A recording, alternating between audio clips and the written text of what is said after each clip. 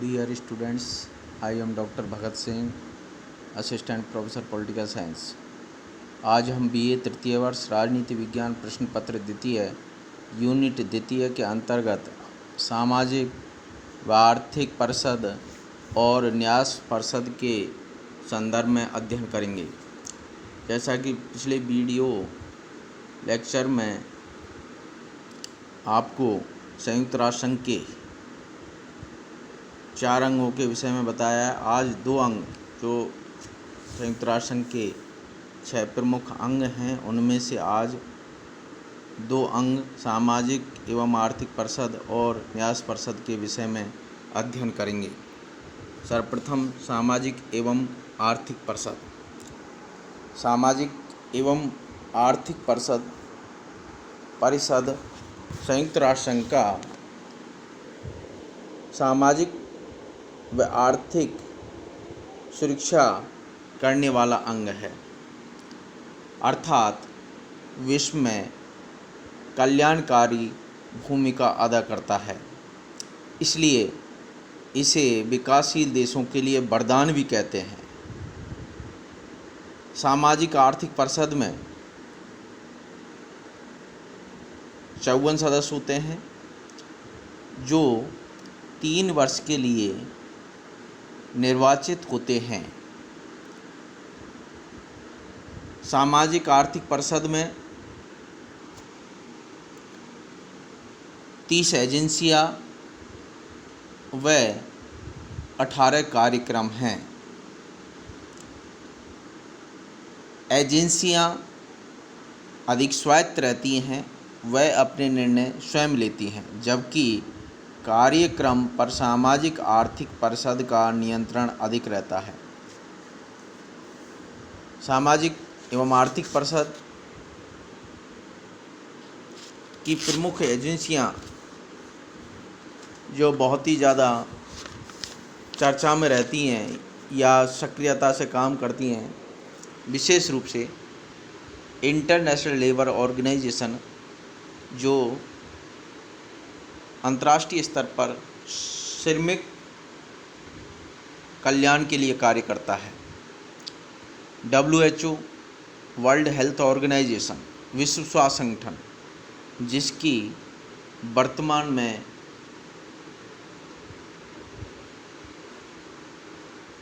सक्रियता अत्यधिक है। कोरोना के समय में यही एजेंसी सक्रियता से पूरे विश्व में कोरोना के बचाव के लिए गाइडलाइंस जारी करती है और उस गाइडलाइंस का पालन दुनिया के सभी राष्ट्र उस गाइडलाइंस का पालन कर रहे हैं। यूनेस्को जो शिक्षा के क्षेत्र में कार्य करती है, यूनिसेफ जो बच्चों के विकास के लिए कार्य करती है, WMO जो मौसम से संबंधित कार्य करती है, FAO जो कृषि संबंधी कार्य करती है, ये प्रमुख सामाजिक एजेंसियां हैं। आर्थिक एजेंसी के अंतर्गत इंटरनेशनल मॉनेटरी फंड से अंतर्राष्ट्रीय मुद्रा कोष कहते हैं, विश्व बैंक और गेट, जिसके स्थान पर WTO विश्व व्यापार संगठन की स्थापना 1 जनवरी 1995 को हुई थी। ये प्रमुख आर्थिक एजेंसियां हैं।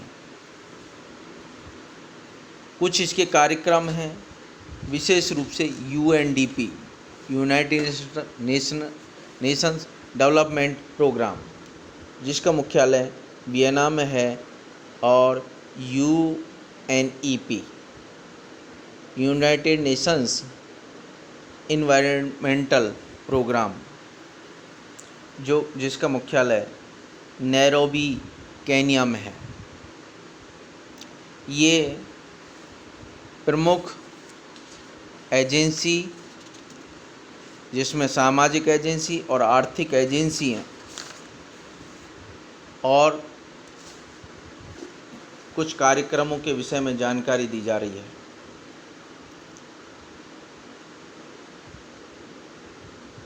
सामाजिक आर्थिक परिषद सामाजिक आर्थिक सुरक्षा का कार्य कर वर्तमान में यूएनओ को अधिक प्रासंगिक बनाती है। वर्तमान में अनेक विद्वानों द्वारा इसमें निम्न सुधारों की मांग की जा रही है। नंबर 1, सामाजिक आर्थिक परिषद को 2 भागों में बांटा जाए। ए सामाजिक परिषद, बी आर्थिक परिषद। और सामाजिक आर्थिक परिषद को महासभा के प्रति उत्तरदायी बनाया जाए। ये इसका विभिन्न एजेंसियों व कार्यक्रमों में विकासशील देशों की भागीदारी को बढ़ावा दिया जाए। ये भी इसमें सुधार की मांग की जा रही है। अब हम अध्ययन करेंगे न्यास परिषद के संदर्भ में। न्यास परिषद जिसका प्रमुख कार्य ऐसे क्षेत्रों का संरक्षण करना जहाँ पर सभ्यता का विकास नहीं हुआ है। संयुक्त राष्ट्र संघ के चार्टर 8वां अध्याय में न्यास परिषद का प्रावधान किया गया है। संयुक्त राष्ट्र संघ के चार्टर के अनुच्छेद 75 में कहा गया है कि संयुक्त राष्ट्र अपने अधिकार क्षेत्र के अंतर्गत न्यास प्रदेशों के प्रशासन और नियंत्रण के लिए एक अंतर्राष्ट्रीय न्यास व्यवस्था स्थापित करेगा जो समझौतों द्वारा संपादित होगी। न्यास परिषद में प्रारंभ में 11 प्रदेश थे, जैसे New Guinea, French Cameroon, Tanganyika, Nauru, Somaliland जैसे न्यास प्रदेश थे और जिनका प्रशासन Britain, America, Australia, New Zealand, Belgium, Italy जैसे देश जिनके प्रशासन की जिम्मेदारी थी, इन्हें प्रशासक देश कहा जाता है। न्यास परिषद के कार्य थे न्यासीय प्रदेशों की जनता की राजनीतिक, आर्थिक, सामाजिक तथा शिक्षा संबंधी प्रगति के बारे में सूची तैयार करना, जिसके आधार पर शासन प्रबंध चलाने वाली संस्थाएं वार्षिक रिपोर्ट भेजती हैं। इन प्रशासनिक सत्ताओं से प्राप्त रिपोर्टों की जांच और उन पर विचार करना, इन सत्ताओं के परामर्श से प्रार्थना पत्रों पर विचार करना, सत्ता के साथ ही यदा-कदा नियत समय पर निरीक्षण के लिए न्यासीय प्रदेशों का दौरा करना। न्यास परिषद में निर्णय साधारण बहुमत से होते हैं, प्रत्येक सदस्य का एक ही वोट होता है। लेकिन वर्तमान में इसके अंतर्गत कोई भी क्षेत्र नहीं है। यह राष्ट्रसंघ की मैंडेट व्यवस्था से इसे जोड़ा जाता है और राष्ट्रसंघ की मैंडेट व्यवस्था से इसकी तुलना भी की जाती है। लेकिन वर्तमान में इसके अंतर कोई भी क्षेत्र नहीं है और वर्तमान में इसकी भूमिका निष्क्रिय हो गई है।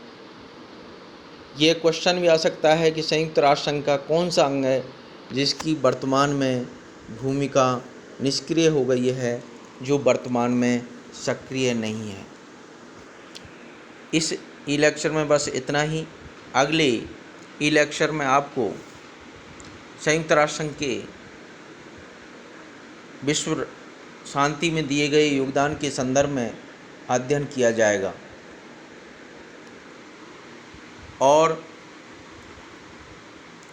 राष्ट्रसंघ के संयुक्त राष्ट्र संघ के समक्ष प्रमुख विवाद कौन कौन से उत्पन्न हुए थे और संयुक्त राष्ट्र संघ उन विवादों का समाधान करने में कितना सफल हुआ है, कितना असफल हुआ है, इसके संदर्भ में भी आपको अध्ययन कराया जाएगा। धन्यवाद।